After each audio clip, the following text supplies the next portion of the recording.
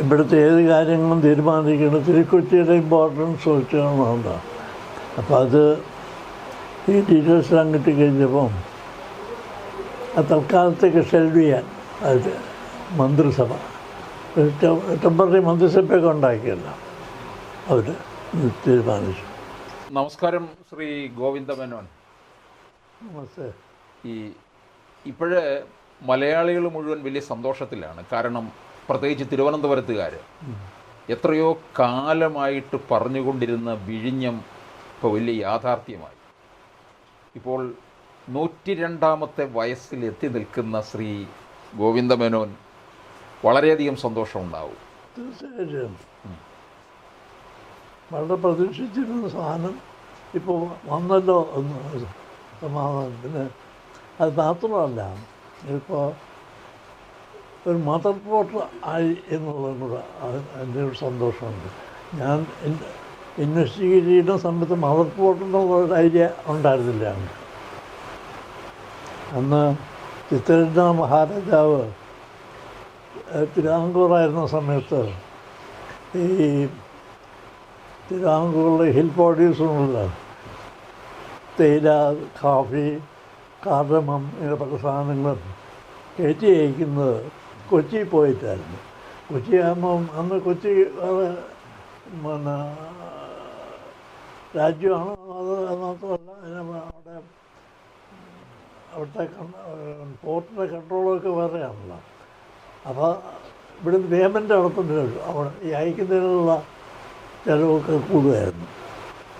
അപ്പോൾ അന്നേരം ഒരു ഐഡിയ ഉണ്ടായി, നമുക്ക് തന്നെ ഒരു പോർട്ടുണ്ടായാൽ എന്താ എന്ന്. അതിൻ്റെ പേരിലാണ് തുടങ്ങിയത്. അപ്പോൾ അദ്ദേഹം CP രാമസ്വാമിയുമായിട്ടൊക്കെ ആലോചിച്ചിട്ടാണ് ഈ ഹാർബറിന് ഒരു കൺസ്ട്രക്ഷൻ കമ്പനീസ് ഉണ്ടല്ലോ. അങ്ങനെ ബ്രിട്ടനിലൊരു കമ്പനി അവർ ചൂസ് ചെയ്തു. അവിടെ നെഗോഷിയേറ്റ് ചെയ്തു. അവിടുന്ന് ഒരാളെ ഇങ്ങോട്ട് അയക്കാമെന്ന് പറഞ്ഞു. ഒരു കോസ്റ്റ് സ്റ്റഡി നടത്തുന്നുള്ളതിന് വേണ്ടിയിട്ട് അങ്ങനെ ഒരാൾ വന്നു. അപ്പം അതിൻ്റെ കുറച്ച് മുമ്പ് തന്നെ ഇവിടെ എന്നെ അപ്പോയിൻ്റ് ചെയ്തിട്ടുണ്ടായിരുന്നു. ഈ കഴക്കൂട്ടം ഒരു എയർപോർട്ടറുമാക്കാനൊക്കെ സാധ്യം ഉണ്ടായിരുന്നു.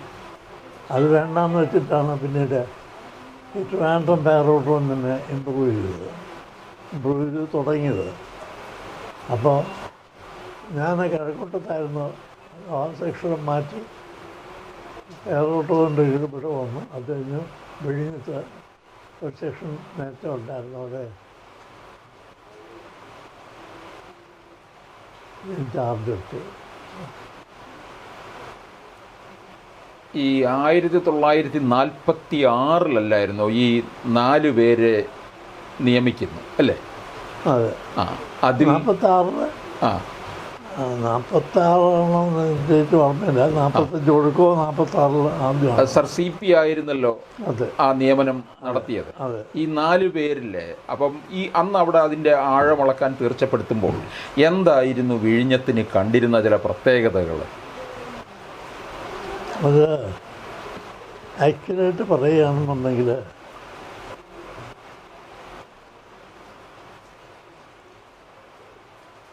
ഇതിനൊരു പ്രീവിയസ് സംഗതിയുണ്ട്.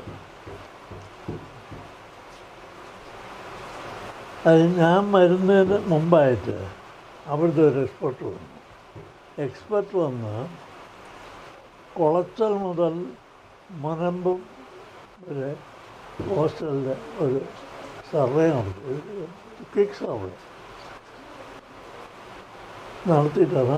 അദ്ദേഹമാണ് വിഴിഞ്ഞം എന്ന അത് എൻ്റെ നാച്ചുറലായിട്ടുള്ളൊരു കിടപ്പനുസരിച്ച് പറഞ്ഞതേ ഉള്ളൂ, ഡെപ്ത് നോക്കിയിട്ടൊന്നുമല്ല.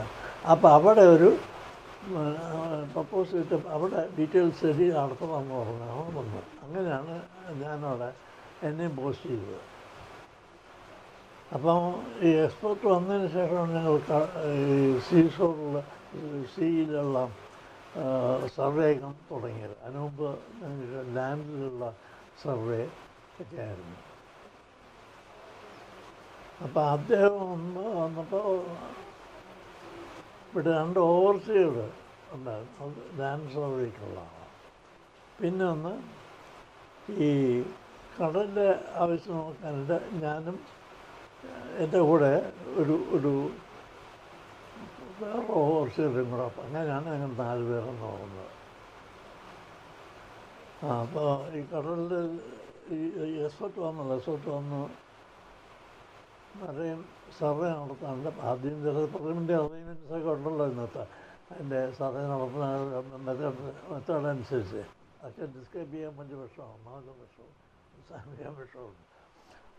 അപ്പം അതിന് ഞങ്ങൾ ഒരു വള്ളത്തിൽ 2 തുഴക്കാർ, ഒരു സ്കിപ്പർ, പിന്നെ ഞങ്ങൾ 3 പേരുമാണ്.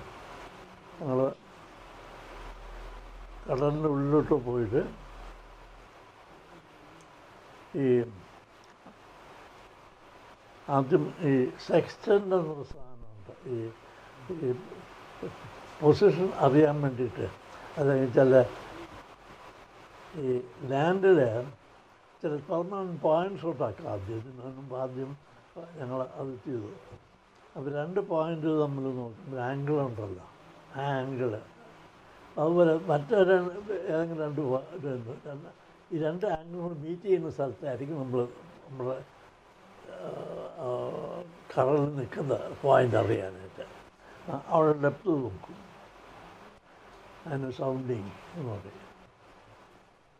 അപ്പം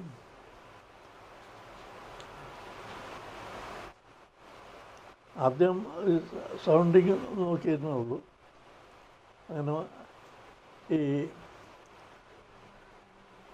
പല സ്ഥലങ്ങളിലും ഈ ഷോറിന് പാരലായിട്ട് ഓരോ ലൈൻസ് അങ്ങനെ പല പോയിട്ട് 1/2 മൈലോ മഴ പോകും. ആ ഡെപ്ത് നോക്കിയപ്പോൾ നല്ല ഡെപ്ത് ഉണ്ടെന്ന് അറിഞ്ഞത്. അപ്പോൾ അതിൻ്റെ കൂട്ടത്തിൽ ഒരു കറണ്ട് മീറ്റർ വെച്ചിട്ട് ഈ അതും വെള്ളത്തിറക്കി നോക്കിയിട്ട് ഈ സാൻഡ് മൂവ്മെൻറ്റ്സ് അറിയാനായിട്ട് അതിന് ആദ്യം കറണ്ട് മീറ്റർ കറണ്ടിൻ്റെ നോക്കും. അത് കഴിഞ്ഞ് പിന്നീട് ഇത് റിപ്പീറ്റേഷൻ ഉണ്ടാകുമ്പോഴത്തേക്കും ഇതിൻ്റെ മൂവ്മെൻറ്റ്സ് അറിയാമല്ലോ. അങ്ങനെ ഒരു യാണോ അത് നോക്കിയത് ഡിഫറെൻറ്റ് ടൈംസിലൊക്കെ നോക്കിയാൽ അത് അറിയാൻ പറ്റും സാൻഡ് മൂവ്മെൻറ്റ്സ്. മറ്റതൊക്കെ പിന്നെ വേറെ സംഗതിയുള്ള വേവ്സിൻ്റെ ഹൈറ്റ്. അതിനൊരു കരയിലൊരു അറേഞ്ച്മെൻറ്റ് നടത്തിയിട്ട് അത് വേവ്സ് ഒന്ന് അടിക്കുമ്പോൾ അതിൻ്റെ ഹൈറ്റ് മാർക്ക് ചെയ്തിട്ടുണ്ട്. ആ വേവ്സിൻ്റെ ഹൈറ്റ് അബ്സർവ് ചെയ്യും. അങ്ങനെ ഡേയിൽ മുഴുവൻ അബ്സർവ് ചെയ്യും. അത് നോട്ട് ചെയ്തു. അങ്ങനെ ദിവസവും നോട്ട് ചെയ്തുകൊണ്ടിരുന്നു.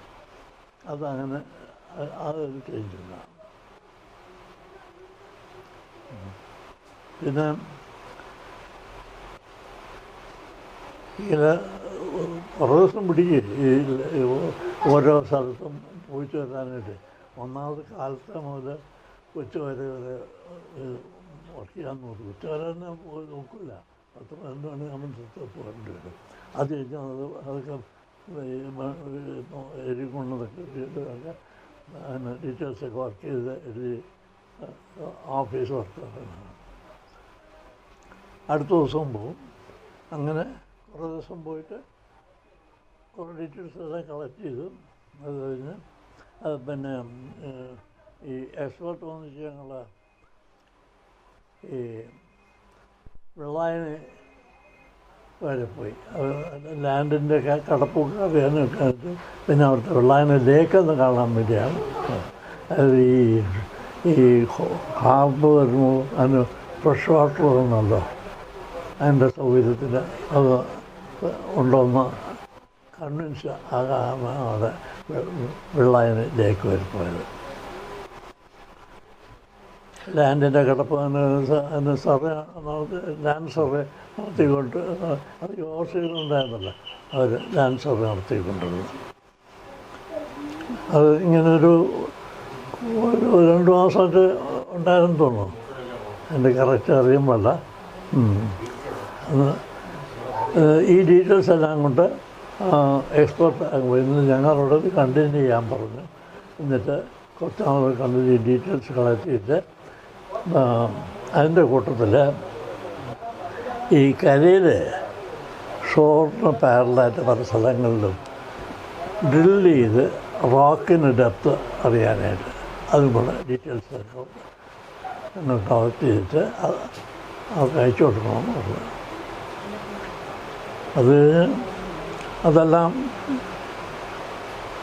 ഡീറ്റെയിൽസ് എല്ലാം കളക്ട് ചെയ്ത് അയച്ചു കൊടുത്ത് 48 ആയപ്പോഴത്തേക്കും. പക്ഷെ അന്ന് ആ പഠനം നടത്തിയിട്ട് എന്തുകൊണ്ടാണ് പ്രാവർത്തികമാകാതെ പോയത്? അത് പറയാം.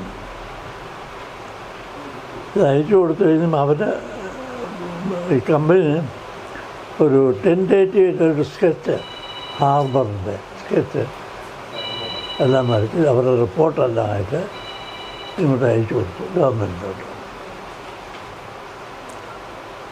അത് വന്നപ്പോഴത്തേക്കും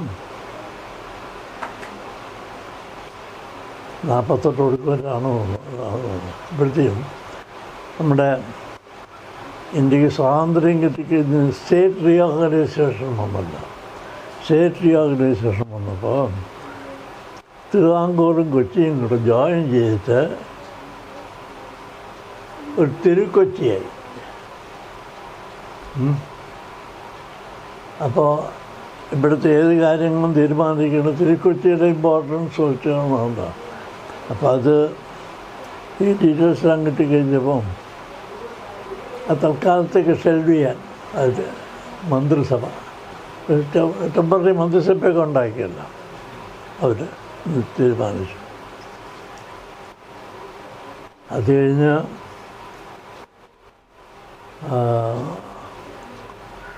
കുറച്ചാളുകൾ കഴിഞ്ഞപ്പോഴത്തേക്കും കേരളം വന്നു. ഈ മാറ്റി വയ്ക്കുന്ന കാര്യം തിരിച്ചെടുക്കാമെന്നുള്ള എളുപ്പമുള്ള സംഗതിയല്ല. പക്ഷേ നമ്മുടെ ഹൈനസിനുണ്ടല്ലോ ചിത്രരഞ്ജന മഹാരാജ, അദ്ദേഹത്തിന് ഈ തിരുക്കൊച്ചി ആക്കിയപ്പോൾ രാജപ്രഭുക്ക് ഒരു സ്ഥാനം കൊടുത്ത്, അതായത് ഈ ഗവർണർ പോലിരിക്കും. തിരുവിതാംകൂറും കൊച്ചിയും കൂടെ ഒരാളുടെ ഒക്കെ ഉള്ളൂ. തിരുവിതാംകൂർ രാജാവും കൊച്ചി രാജാവും 2 പേരും ഒക്കെ ഉള്ളൂ. ഒരാളുടെ ഇവിടുത്തെ തിരുവിതാംകൂർ രാജാവിന് അതിൻ്റെ ഹെഡാക്കി. അത് പിന്നെ രാജപ്രഭുക്ക് എന്ന പേരിൽ അദ്ദേഹം രാജപ്രഭുക്ക് എന്ന പേരിൽ ഇരുന്നപ്പോൾ തന്നെ ഇതിനെ സംബന്ധിച്ച് പ്രൊസീഡ് ചെയ്യാനായിട്ട് വളരെ ആക്ഷൻസൊക്കെ നോക്കിക്കൊണ്ടിരുന്നു. ഇതിലെന്തായിരുന്നു തൽക്കാലം അവർ നമുക്ക് ഷെൽവ് ചെയ്യാം. പിന്നെ ഇതിനേക്കാളും ഇമ്പോർട്ടൻ്റ് ആയിട്ടുള്ള പല കാര്യങ്ങളും ഉണ്ട് ഇപ്പോഴും ആലോചിക്കാനായിട്ട്. അങ്ങനെ പോയി അന്ന് നിർത്താനുള്ള കാരണം. അന്ന് പഠനം കഴിഞ്ഞിട്ട് ഇപ്പോൾ ഏതാണ്ട് 8 പതിറ്റാണ്ടാകുക. അപ്പോൾ തോന്നുന്നില്ലേ ഇപ്പോഴും വൈകിയാണ് നമ്മളിത് തുടങ്ങിയത്? അതെ, അത് പിന്നീട് ഒരുപാട് ഒരുപക്ഷെ അതിനകത്ത് രാഷ്ട്രീയമൊക്കെ ഉണ്ടാകാം അല്ലേ? അതെ, അത് കാണും. ഏത് കാര്യത്തിനും ഉണ്ടല്ലോ രാഷ്ട്രീയം. രണ്ടഭിപ്രായമുണ്ടല്ലോ എല്ലാത്തിനും. അതൊരു മറ്റേ ഇതിനകത്ത്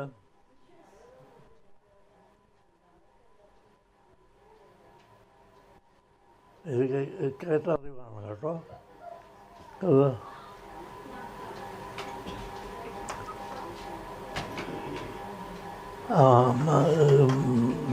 ഇത് ഇടയ്ക്ക് പറയാൻ പറ്റുകയും.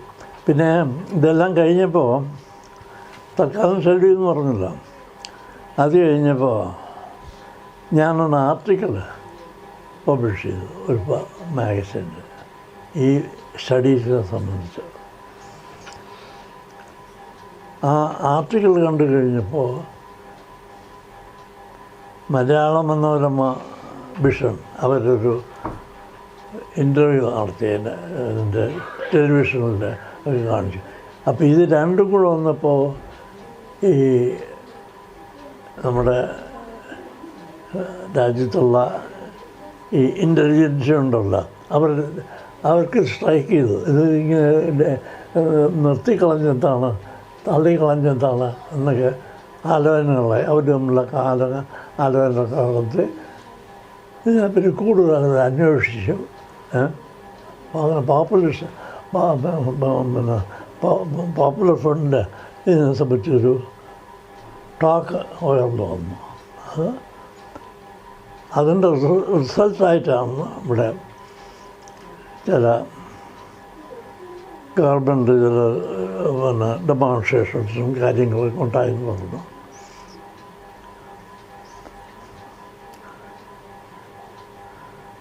ഇവിടെ ഒരു ഇതിനുണ്ട് സത്യാഗ്രഹം ഒക്കെ ഉണ്ടായിരുന്നു. അതെല്ലാം കഴിഞ്ഞ് അവരുടെയൊക്കെ പ്രഷറുണ്ടായിരിക്കണം പിന്നീട് ഇതെടുക്കാമെന്ന് തീരുമാനം ടെൻഡറൊക്കെ വിളിച്ചു തുടങ്ങിയത്. പിന്നെ നമുക്ക് കാര്യങ്ങൾ അറിയാമല്ലോ വിളിച്ചു പോകാം. ഇപ്പം തിരുവനന്തപുരം ഇനിയിപ്പോൾ വളരെ മുമ്പോട്ട് പോകും അല്ലേ? അയ്യോ, സംശയം കേട്ടോ. തിരുവനന്തപുരം എന്നല്ല, കേരളം മുഴുവൻ ഇന്ത്യക്ക് മുഴുവൻ ഒരു ഇതല്ലേ.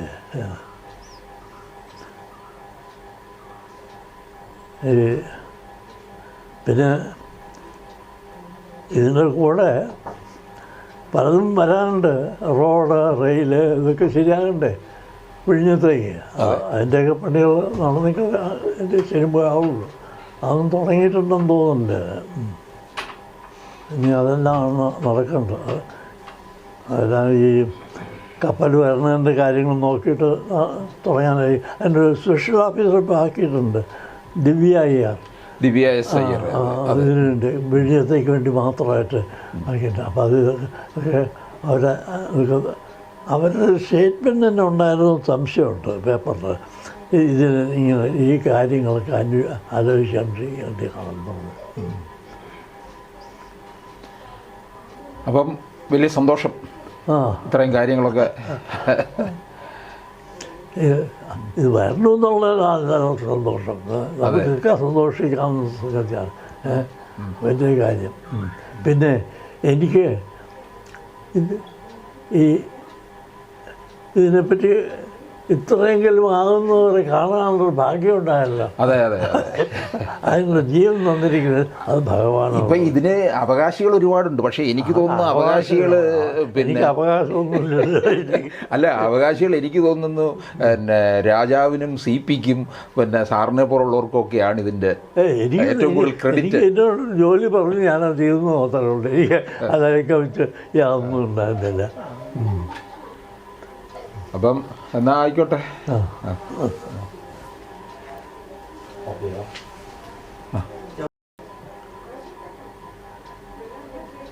എനിക്ക് ഈ കോളേജ് ആദ്യം ഞാൻ യൂണിയൻ ക്രിസ്ത്യൻ കോളേജ് ആൻഡ്രയിലായിരുന്നു ഇൻ്റർമീഡിയറ്റ് പഠിച്ചത്. അപ്പം അന്നോട്ട് എൻ്റെ അച്ഛന് പറവൂർ വെച്ച് ഒരു യോഗയെപ്പറ്റി പുസ്തകം കിട്ടി. അത് രാജ ഓഫ് ഔണ്ട് എഴുതിയ ഒരു പുസ്തകമായിരുന്നു. അത് അച്ഛന് കിട്ടിയപ്പം അച്ഛൻ വായിച്ചു നോക്കിയപ്പോൾ അച്ഛന് അത് വളരെ സ്ട്രൈക്ക് ചെയ്തു. അപ്പോൾ എനിക്ക് കൊണ്ട് തന്നു, ഇത് വായിച്ചു നോക്കാൻ പറഞ്ഞു. അങ്ങനെ ഞാനും വായിച്ചു. ഞാനും അച്ഛനും എൻ്റെ അച്ഛനെ അങ്ങനെ രണ്ടും അത് പറഞ്ഞിരിക്കും. അത് സൂര്യ നമസ്കാരത്തിനെ പറ്റിയുള്ള പുസ്തകമായിരുന്നു. സൂര്യ നമസ്കാരം ചെയ്തു തുടങ്ങി. വളരെ അത് കഴിഞ്ഞ് ഞാൻ തിരുവനന്തപുരത്ത് എഞ്ചിനീയറിംഗ് കോളേജ് ചേർന്ന് ഇപ്പോൾ ഇവിടെ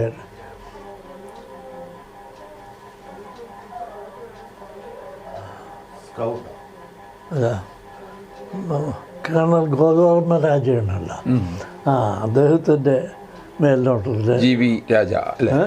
GB അദ്ദേഹത്തിന് ഒരു യോഗ പഠിപ്പിക്കുന്ന ഒരാളിനെ കൊണ്ടുവന്ന് പാലസിൽ യോഗ പരിശീലിപ്പിച്ചു. അത് കഴിഞ്ഞ് അത് യൂണിവേഴ്സിറ്റിയിലുള്ള ആളുകൾക്ക് ഈവനിങ് ക്ലാസ് എടുക്കാനായിട്ട് ഒരു അറേഞ്ച്മെൻ്റ് നടത്തി. അതിൽ ഞാനും ചേർന്നു. അങ്ങനെ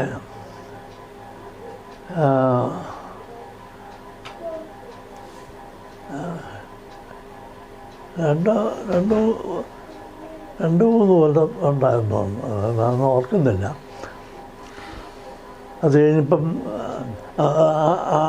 പഠിപ്പിച്ച ആൾ മാറി, വേറെ ഡോക്ടർ വിനീകർ, പിന്നെ യോഗ ഒരു ഹിമാലയത്തിലുള്ളൊരു യോഗാശ്രമമുണ്ട്, ശിവാനന്ദാശ്രമം. അവിടുത്തെ ഒരു ആളിനെ അയച്ചു, ഒരു ഡോക്ടറായത് ഇവിടെ വന്ന്. അങ്ങനെയാണ് അത് കഴിഞ്ഞപ്പോൾ ക്ലാസ് എടുത്തുകൊണ്ടത്.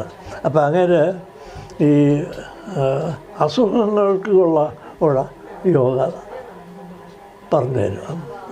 അത് കഴിഞ്ഞ് അദ്ദേഹം പോയി. അങ്ങനെ യോഗ ക്ലാസ്സോടെ നിന്നു. ആ യോഗ ക്ലാസ് അറ്റൻഡ് ചെയ്യുന്നപ്പോൾ എനിക്ക് വളരെ എഫക്റ്റീവ്, വളരെ പിന്നെ ഈ വളരെ ഇമ്പ്രൂവ്മെൻറ്റ് പല വിധത്തിലും കാണാമായിരുന്നു. ഇപ്പോഴും യോഗ ചെയ്യുന്നുണ്ടോ? ഇപ്പോൾ ഞാൻ ഏകദേശം 80 വയസ്സ് വരെ സൂര്യ നമസ്കാരം യോഗയും ചെയ്തു. അത് കഴിഞ്ഞ പിന്നെ അത് വിഷമമാണ്. അതിൻ്റെ ചില ഭാഗങ്ങൾ മാത്രം ചെയ്തു. പിന്നെ ഈ സൂര്യ നമസ്കാരം കുറച്ച് നാൾ കൂടി ചെയ്തു. അത് കഴിഞ്ഞ് കുറച്ച് നാൾ കഴിഞ്ഞപ്പോൾ അതുകൂടെ നിർത്തി. ഈ യോഗയെ പറഞ്ഞിട്ടുള്ള ചില പ്രാണായാമം അതൊക്കെ ഇരുന്ന് ചെയ്യാവുന്ന സംഗതിയാണ്. അങ്ങനെയുള്ളത് മാത്രം ചെയ്യും, അതൊന്നുമില്ല. അതിപ്പോഴും ചെയ്തുകൊണ്ടിരിക്കുന്നത്. ആയിക്കോട്ടെ.